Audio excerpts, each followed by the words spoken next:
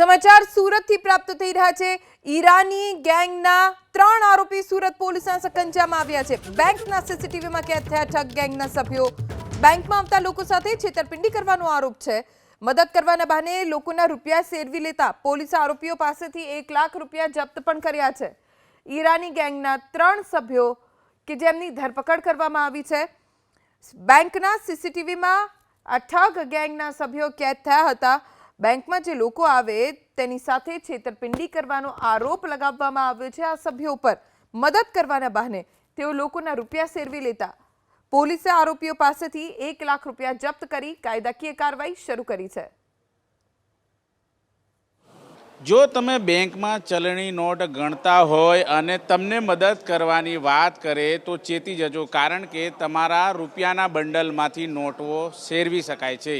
એવા જ આરોપી પકડ્યા છે ઉમરા પોલીસે। દ્રશ્ય સીધા જોઈ શકો છો। અત્યારે ચલણી નોટ સાથે અત્યારે આ દ્રશ્યમાં જોઈ શકાય છે બેંકમાં જે ચલણી નોટો હતી જે ગણવા માટે આપેલી હતી એમાંથી 10 થી 15 ચલણી નોટ છે એ સેરવી લઈને સિફતપૂર્વક સેરવી લઈને જે ચકમો આપતા હોય છે, છેતરપિંડી કરતા હોય છે, એ શખ્સો સીસીટીવીમાં કેદ થયા હતા। વારંવાર આ પ્રકારની ફરિયાદ છે એ ઉમરા પોલીસ સ્ટેશનમાં આવતી હતી, ત્યારે પોલીસે ફરિયાદના આધારે વોચ ગોઠવી હતી અને અત્યારે દ્રશ્ય સીધા જોઈ શકાય છે સુરતના ઉમરા પોલીસને સૌથી મોટી સફળતા હાથ લાગી છે, જેમાં આંતરરાજ્ય ચીટિંગ કરતી ઈરાની ગેંગ છે તેને ઝડપી પાડવામાં આવી છે। ઈરાની ગેંગના 3 સદસ્યો છે એને ઝડપી પાડીને કાયદેસરની કાર્યવાહી કરવામાં આવી છે।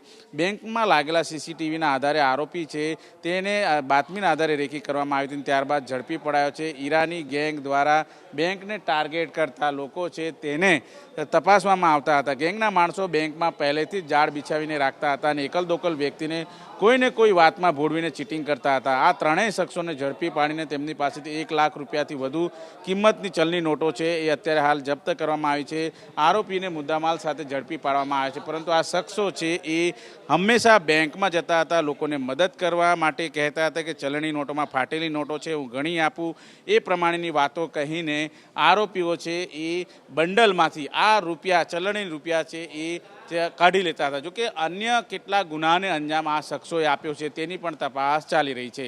કેમેરામેન રાકેશ પાનવાલા સાથે ધનરાજ બાગલે, એબીપી અસ્મિતા, સુરત।